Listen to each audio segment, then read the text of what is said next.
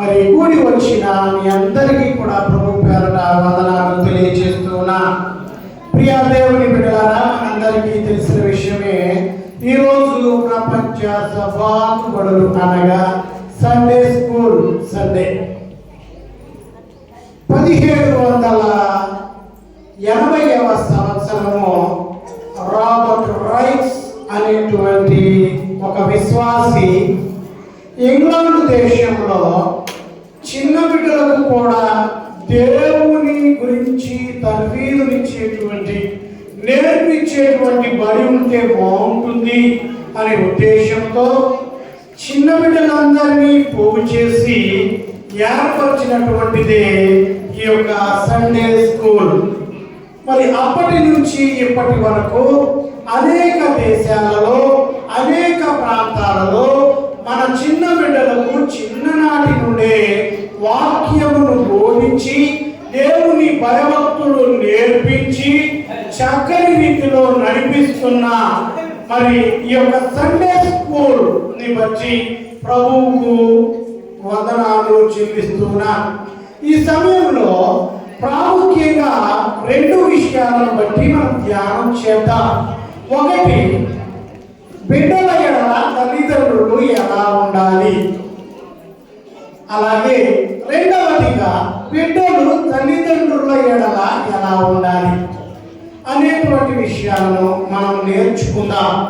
మీరు ఆలోచన చేయొచ్చు, అయ్యా మేము పిల్లల్ని చక్కగా పెంచాము కదా, మాకు తెలియదా, మా బిడ్డలు ఎలా పెంచుకోవాలో మాకు తెలియదా అని మీరు అనుకోవచ్చు.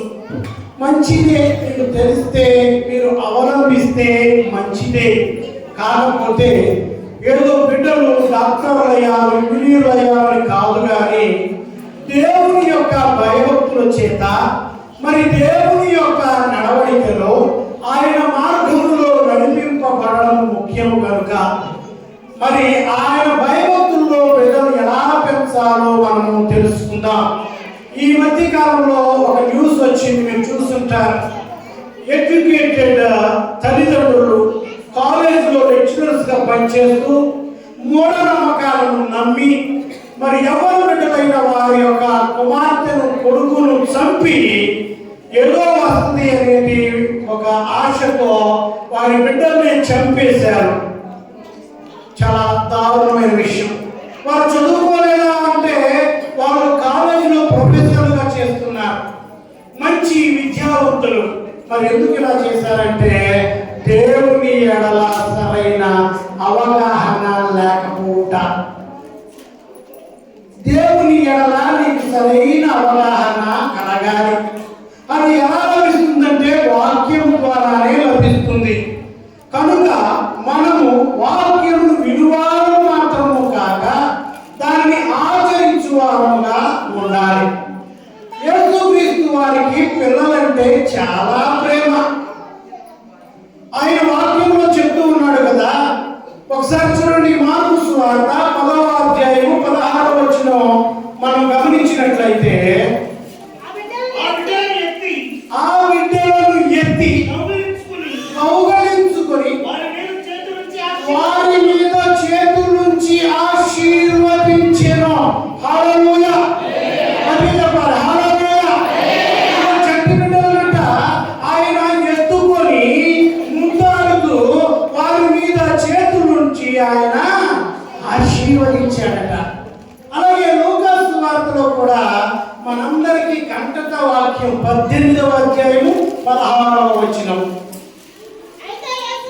అయితే యేసు వారిని తన యొద్దకు పిలిచి, చిన్న బిడ్డలను ఆటంకపరచకుడి, వారిని నా యొద్దకు రానియుడి, దేవుని రాజ్యం ఎలాంటి వారిదే అని చెప్పాను. హల్లెలూయా. దీనిని బట్టి చంటి బిడ్డలంటే పిల్లలంటే ప్రభువుకు మక్కువ, ఆయనకు ఇష్టం. అయితే ఆ బిడ్డలు మనం ఎలా ఉండాలి, పెద్దలుగా తల్లిదండ్రులుగా ఎలా ఉండాలి అనేది మనం ఒకసారి చెక్ చేసుకుందాం. చదవబడిన పాత నిబంధన గ్రంథము న్యాయాధిపతులు 13వ అధ్యాయంలో ఇశ్రాయేలు వారు యెహోవా దృష్టికి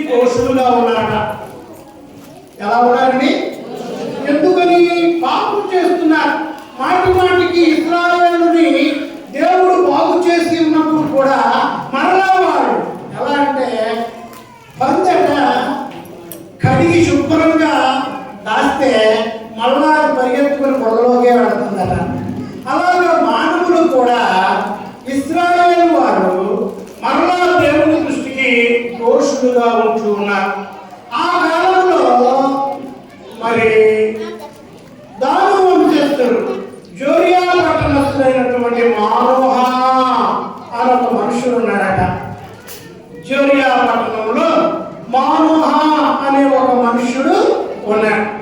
అతనికి ఒక భార్య ఉంది, ఆవిడ గొడ్రాలు. మీరు గమనించండి,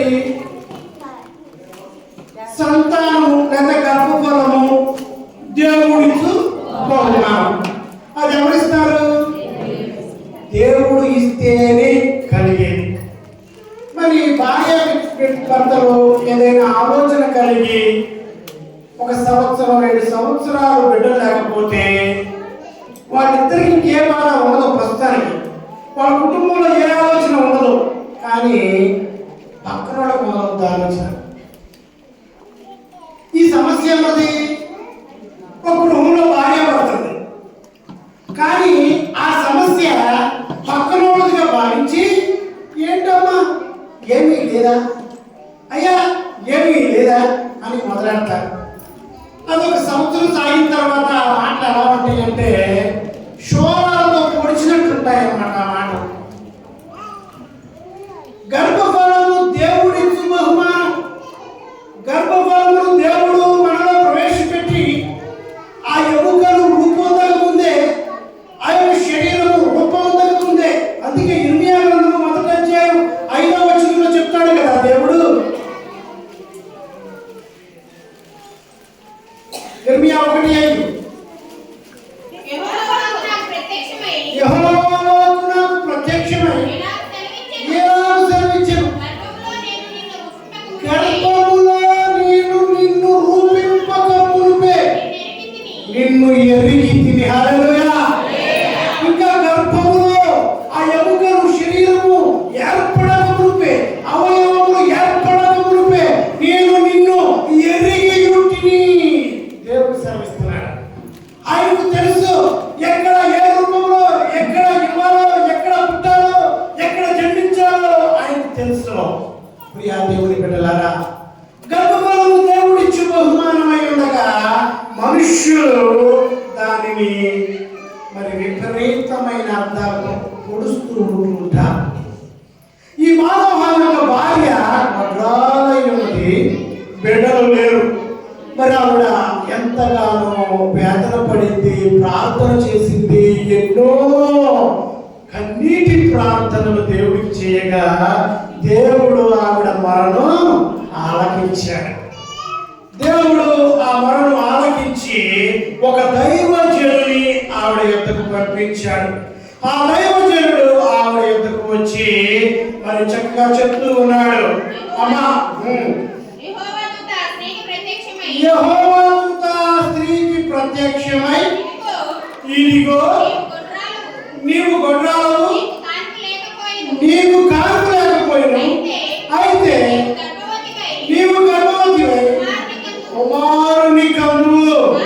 కాబట్టి నీవు జాగ్రత్తగా ఉండి ద్రాక్షారసమే గాని మద్యమే గాని తాగకుండుము, అపవిత్రమైనది ఏదైనా తినకుండుము అని చెప్పాడు. హల్లెలూయా. ఆవిడ ప్రార్థన దేవుడు విన్నాడండి. ఒక దైవజనుడిని దేవుని కోసం పంపించాడట. ఆయన వచ్చి, అమ్మా నువ్వు గొడ్రాలు కదా, అయితే దేవుడు నీ గర్భాన్ని తెరిచాడు, నీకు ఒక బిడ్డ పుడతాడు, అయితే నీవు అపవిత్రమైనది తినకుండా, ద్రాక్ష రసం మద్యం ఇలాంటివి ముట్టకుండా చక్కగా పవిత్రముగా నువ్వు ఉండాలి. బిడ్డ పుట్టిన తర్వాత నీవు మరి బిడ్డకు నాజీరు అనగా మంగళగత్తి ఎక్కడా శరీరం మీద వేయకుండా పుట్టిన నాటి నుండి చనిపోయే వరకు కూడా నాజీరు చేయబడిన వాడుగా ఉండాలి అని చెప్పి మళ్ళీ వెళ్ళిపోయాడు. భార్య చక్కగా భర్త రాగానే అవండి మానోహ గారు వచ్చినప్పుడు చెప్తుంది, దేవుని యొక్క దూత దైవజనుడు వచ్చాడు, ఇదిగో నీ కడుపు పండింది, నీకు బిడ్డ కలగబోతూ ఉన్నాడు. అయితే నీవు అపవిత్రమైన ఏది తినకుండా త్రాగకుండా ఉండమన్నాడు అని చెప్పింది. అవునా అని చెప్పి మరలా మానోహ ఏం చేస్తున్నాడంటే 8వ వచనం చదువుతున్నాడు. అందుకు మానోహ, నా ప్రభువా, నీవు పంపిన దైవజనుడు మరలా మా యొద్దకు వచ్చి ఆ బిడ్డకు నీవు ఏమి చేయవలెను దానిని మాకు నేర్పునట్లు దయచేయమని యెహోవాని వేడుకొనగా. హల్లెలూయా. మానోహ భార్య చెప్పిన మాటలు విని సరే అనలేదు, ఊరుకోలేదు, సంతోషపడి గెంతులేసి. మనకి ఈ రోజుల్లో బాగా అలవాటు, సంతోషకరమైన మాటన్నా బాధాకరమైన మాటన్నా గుడ్డి కోసం వెళ్ళిపోతాయి, పరిగెత్తుకు వెళ్ళిపోవడమే. సంతోషమైన అట్లా, బాధ అయినా అట్లా. మనోడు కూడా సెలబ్రేట్ చేసుకుందాం వెళ్ళిపోవాలా. వెంటనే దేవుడికి మొరపెట్టాడు, ప్రార్థన చేస్తున్నాడు. ప్రభువా నా దేవా, నీవు చెప్పిన మాటను బట్టి నీ సేవకుడు, నీ దైవజనుడు, నీ దాసుడు ఎవరైతే వచ్చారో అతన్ని మరలా పంపించు. పుట్టబోయే బిడ్డ గురించి నాకు ఏదో తెలియచేయి. ఆ బిడ్డ ఏమవుతాడో, ఏం చేయాలో, ఎలా ఉండాలో నాకు నేర్పునట్లు అతన్ని మరలా నా వద్దకు పంపించు అని ప్రార్థన చేశాడట. ఇటువంటి ప్రార్థన ఎప్పుడైనా మన సంఘాలలో వినపడతా ఉందా? ఇటువంటి ప్రార్థన మన కుటుంబాలలో వినపడతా ఉందా? ప్రభువా, నా బిడ్డ మాట వింటలేదు, నా బిడ్డ చెడుదారు పడుతున్నాడు, నా బిడ్డ హింసిస్తున్నాడు, నా బిడ్డ కొడుతున్నాడు, ఇవే మాటలు కానీ ప్రభువా నీవిచ్చిన సంతానం, ఈ సంతానము ఇదిగో ప్రేమ కలిగి ఉన్నట్లు ఈ బిడ్డను నీ చేతులలోకి తీసుకో అని ఎప్పుడైనా ప్రార్థన చేశారా? అయ్యా ఇది పెంచుకునే జ్ఞానాన్ని నాకు ఇవ్వు అని ప్రార్థన చేశారా? ప్రియా దేవుని బిడ్డ, ఆలోచన చేయండి. మానోహ దేవుని యందు భయభక్తులు గలవాడు కనుక తనకు బిడ్డ పుడతానని తెలియగానే మరలా దేవునికి మొరపెడుతున్నాడు, ప్రార్థన చేస్తున్నాడు. ప్రభువా నా దేవా, ఇదిగో ఆ విషయాలన్నీ నాకు చెప్పడానికి మరలా నీ దాసుని నా దగ్గరికి పంపించయ్యా, నేను నేర్చుకున్నట్లు నా దగ్గరికి పంపు అంటున్నాడు. నేర్పుమయ్యా నజరేయ, ప్రార్థన నేర్పుమయ్యా, నేర్పుమయ్యా నజరేయ, ప్రార్థన నేర్పుమయ్యా, నీ సన్నిధియే నడువగా నేర్పుమయ్యా, నీ సన్నిధియే ఆరాధనై నడువగా నేర్పుమయ్యా, నేర్పుమయ్యా నజరేయ, ప్రార్థన నేర్పుమయ్యా. హల్లెలూయా. దేవుని మనం వేడుకోవాలి. మనం ఎలా ఉండాలో, మన బిడ్డలు ఎలా పెంచుకోవాలో మనము ముందుగానే దేవుని వేడుకోవాలి. ఏముందండి కానీ పడేస్తే పెరుగుతారని అనుకుంటే ఈ రోజున లోకంలో అరాచకం ఏర్పడుతుంది, దుర్మార్గుల రాజ్యము ఉంటుంది. ఎంతో హింస, పసిపిల్లల మీద నాన్నగారు వస్తున్నాం, ఎంత దారుణం అది. ఎంత పొడిగైనా ఎట్టా వస్తుంది మనసు అసలు. వాళ్ళ వయసు ఏంటి, వాళ్ళ శరీరం ఏంటి, ఎంత దారుణం అండి ఇది. రోజు ఎక్కడో చోట 6వ తరగతి పిల్ల, 5వ తరగతి పిల్ల, పసి పిల్ల అని ఎక్కడో చోట వార్త వస్తూనే ఉంది. ప్రియా దేవుని బిడ్డ, దానికి ఏంటి కారణం అంటే దేవుని యందు భయభక్తులు లేకపోవడమే. మానవ ప్రార్థన విన్నాడు, దేవుడు మరలా దైవజనుడిని పంపించాడు. మరలా 9వ వచనం చదువుతుంది. దేవుడు మానవ ప్రార్థన ఆలకించను కనుక ఆ స్త్రీ పొలంలో కూర్చుండగా దేవునితో ఆమెను దర్శించాను. మరలా పొలంలో ఉన్నప్పుడు దేవునితో మరలా వచ్చిందంట. అప్పుడు ఆ స్త్రీ అంటాగా ఒక్క నిమిషం అలా ఉండని గబగబా వెళ్ళి భర్తను తీసుకొచ్చింది. భర్తను తీసుకొస్తే భర్త వచ్చి తనతో మాట్లాడుతున్నాడు. 12 వచ్చి అందుకు మానవ కావున నీ మాట నెరవేరినప్పుడు ఆ బిడ్డ గట్టివాడవును. అతను చేయవలసిన కార్యం ఏమిటో తెలుగుమని మనం హల్లెలూయా. ఈరోజు అంశం ఈ బిడ్డలు గట్టివాడవును. మీకు తెలుసా మీ బిడ్డలు ఎట్లాంటి వాడు అవుతారో తెలియదు. మా అమ్మ కూడా చెప్తున్నాడు ఈ నా బిడ్డ ఎట్టివాడవును. మన బిడ్డలు కూడా కొంచెం అనుకుంటాం నా బిడ్డ ఇంజనీర్ అవ్వాలండి, మా వాడు డాక్టర్ అవ్వాలండి, అభివృద్ధి చెందాలండి, సంతోషంగా ఉండాలండి. మంచిదే. మరి అవ్వాలంటే కేవలం చదువుకుంటే సరిపోదండి. దేవుని యందు భయభక్తి నేర్పించాలి. యెహోవా యందు భయభక్తులు కలిగి ఉంటయే జ్ఞానమునకు మూలం. జ్ఞానం కావాలి అంటే దేవుని యందు భయభక్తులు కలిగి ఉండాలి. పిల్లలు ఎలా పెంచుకోవాలో వాక్యం చక్కగా చెప్తుంది. సామెతల గ్రంథంలో చూడండి 22వ అధ్యాయము 6వ వచనం. వారు నడవవలసిన త్రోవను వారికి నేర్పును, వాడు పెద్దవాడైనప్పుడు దాని నుండి తొలగిపోడు. హల్లెలూయా. తెలుగు సామెత అందరికీ తెలిసిందే. నేను కూడా ఎప్పుడు వాడుకుంటా మొక్కై వంగనిదే మానై వంగదు. మొక్కగా ఉండగానే నువ్వు ఎటైనా వచ్చొచ్చు, కానీ మౌనైపోయిన తర్వాత అది వంగదు. ఇంకా మన బిడ్డలు కూడా చిన్ననాడే పెరిగేటువంటి సమయంలోనే నేర్చుకునేటువంటి సమయంలోనే భయభక్తులతో శ్రద్ధగా బిడ్డలను పెంచుకోవాలి. మొదటి గురువు తల్లి అంటారు. తల్లి వడికించే బిడ్డలకు దేవుడి గురించి బోధించాలి. చక్కని దేవుడి మాటలు బిడ్డలకు తెలియచేయాలి. అనేకమైన నీతి కథలు బైబిల్లో ఉన్నవి చక్కగా తెలియచేయాలి. బిడ్డలకు దేవుని యొక్క భయభక్తులతో ఎదుగుతారు, మంచి చెడుతో తెలుసుకుంటారు. మనం ఎలా ఉంటామంటే ఒకసారంట మన భారతీయులు ఒక ఆయన ఫిన్లాండ్ దేశంలో ఒక స్నేహితుడు ఉండి వెళ్ళాడట. ఎయిర్పోర్ట్కి స్నేహితుడు కారు వచ్చాడు. మనోడు ఫ్లైట్ దగ్గరగానే తీసుకెళ్ళి సాధారణంగా ఆహ్వానించి చక్కగా తీసుకెళ్తుంటే భారతీయుడికి ఆశ ఎక్కువ కదా. అయ్యా నేను పావుతాను కూర్చో అన్నాడట. సరే నాన్న దాదాపు అని చెప్పి డ్రైవింగ్ సీట్ ఇచ్చి ఆయన పక్కన కూర్చున్నాడట. కొద్ది దూరానికి 4 రోడ్ల జంక్షన్ వచ్చింది. అక్కడ రెడ్ సిగ్నల్ పడగానే బండిని ఆపాడు కారు. ఆపిన తర్వాత ఇటు చూశాడట. కొంతమంది పిల్లలు కూర్చొని ఉన్నారు. ఏ వాహనాలు అక్కడ లేవు.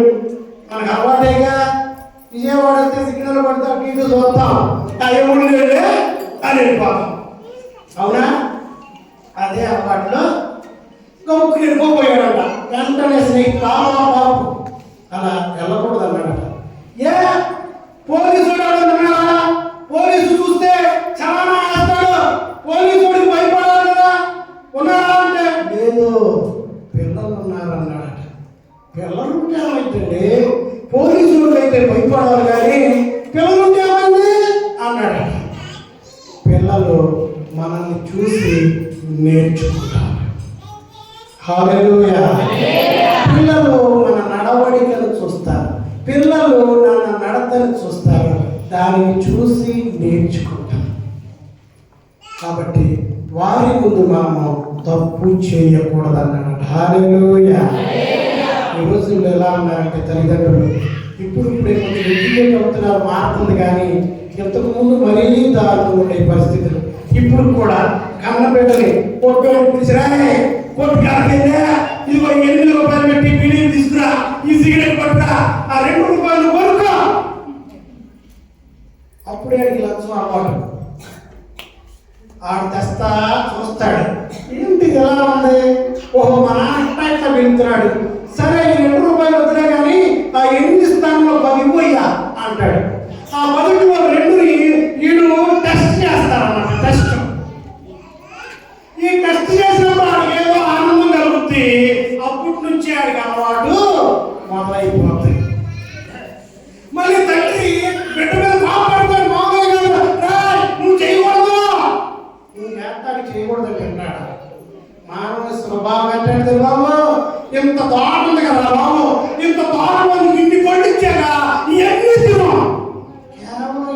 చెట్టు పట్టే ముట్టుకోవద్దు అన్నాడు దేవుడు. మానవుడు స్వభావం తెలుసుగా, దేవుడు అది ఎందుకు తినొద్దన్నాడు అంటారు. నిజంగా చచ్చిపోతామా, సోత్య పోరా అనుకుంటుంటే ఈరోజు సాధారణ చక్కగా రెడీగా ఉంటాడు అన్నమాట. ఏం కాకుండా అనుకుంటా అంతే, పాపంలో పడిపోతాం. నిజ జీవితంలో కూడా మనకు జరిగేది అదే. ప్రియా దేవుని బిడ్డలారా, మన నడవడిక, మన నడత మన బిడ్డలు నేర్చుకుంటారని తెలుసుకొని వారి ప్రార్థనాపూర్వకంగా భయభక్తుల చేత జీవించాలి. మానవ దేవుని యొక్క ప్రతినిధిని తెచ్చుకున్నాడు. ఆయన చక్కగా చెప్పాడు. 13వ వచనం, యెహోవా దూత నేను ఆ స్త్రీతో చెప్పినదంతయు ఆమె చేసుకునవలెను.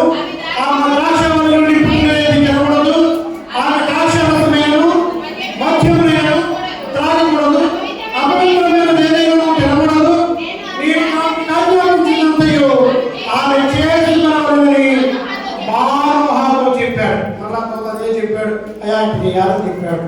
మానోహ చక్కగా భయభక్తులతో తన యొక్క భార్య తాను కూడా మంచి బిడ్డలు. ఎలాంటి బిడ్డ కంటే దేవుడు ఏర్పరచుకున్న ప్రణాళికలో ఇశ్రాయేలు వారిని మరి రక్షించడానికి గొప్ప బలంతో పుట్టాడట.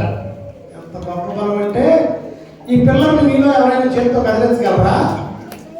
కానీ ఆయన ఈ రెండింటికి చేతులు కట్టేస్తే రెండింటిని ఇలా ఉపయోగించి తోసి పడేశాడట.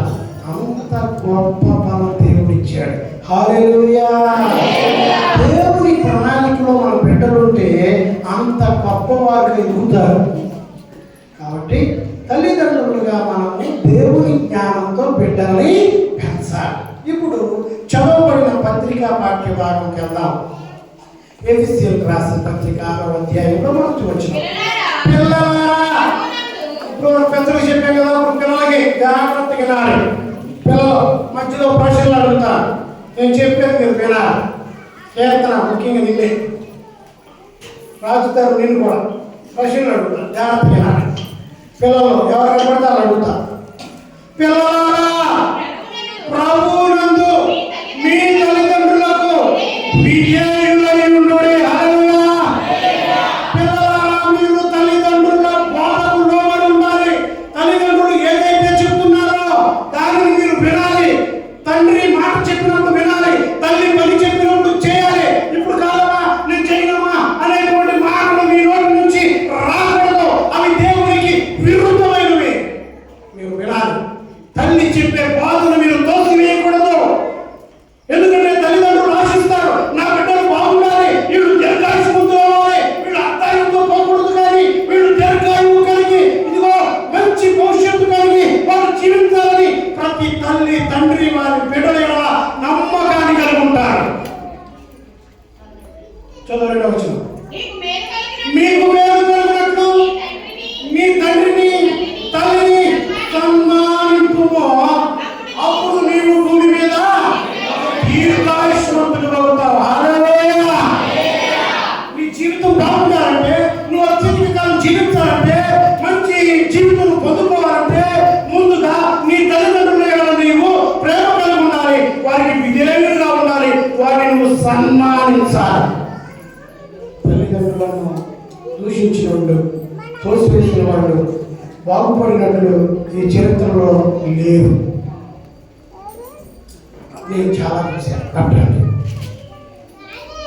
తోసేస్తే 100 ఎకరాల ఆసాన్ని కూడా తల్లిదండ్రులకి గట్టు మీద కూర్చొని బయట వాళ్ళ మీద అన్నం పెట్టి రోజు చూసా.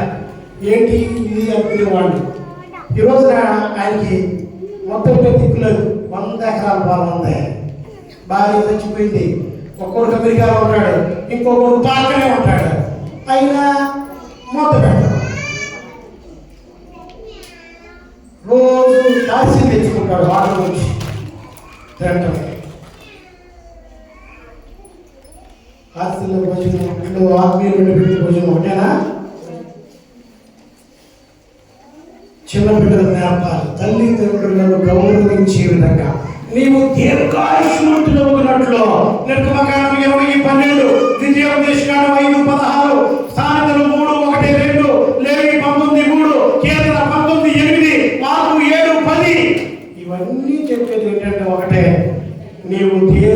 ఆయుష్మంతుడు ఒకనట్లు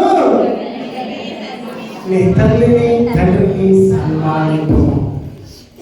మళ్ళీ మన సంఘంలో బిడ్డలు తండ్రికి తల్లికి ఎదురు తిరిగేదని తెలిస్తే నాకు కూడా కోపం వస్తుంది. బిడ్డలారా, మీరు బాగుండాలంటే మీ తల్లిదండ్రుల మాట వినాలి. విన్నావా? ఈ వాక్యం ఎక్కడ ఉంది? ఇప్పుడు చెప్పు.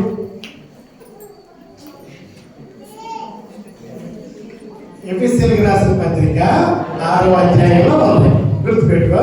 మంచి ప్రియా దేవుడి బిడ్డలారా, పిల్లలకు మనం ఉపదేశం చేయాలి, మన మార్గంలో నడిపించుకోవాలి, వదిలేయకూడదు. అలాగే పిల్లలు కూడా తల్లిదండ్రులారా కోపం రేపక, బిడ్డలు పాపం పని లేకపోతే కొట్టేస్తుంటాడు, వెక్స్ అయిపోతాడు, జీవితం ఇంతే అనుకుంటాడు, మరి ఈ ముక్కులో తయారవుతారు పిల్లలు. అలా చేయకూడదు. పిల్లలు ఇప్పుడు ప్రేమతో చెప్పాలి, 2-3 సార్లు ప్రేమతో చెప్పాలి, 3వసారి బెత్తం వాడాలి. మంచిది.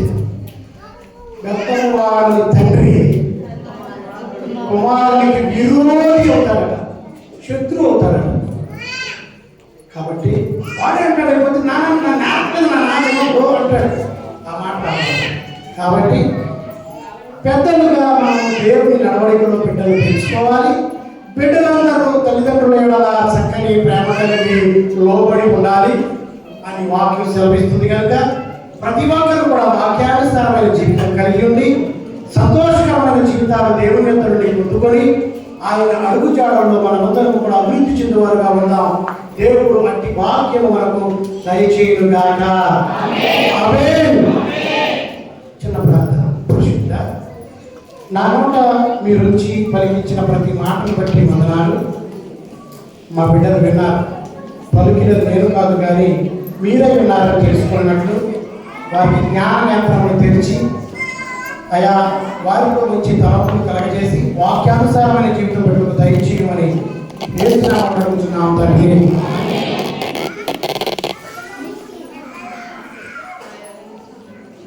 సండే స్కూల్ తరఫున ఒక యాక్షన్ సాంగ్ చేస్తారు. తదుపరి వాక్యాన్ని పాట పాడుకుందాం.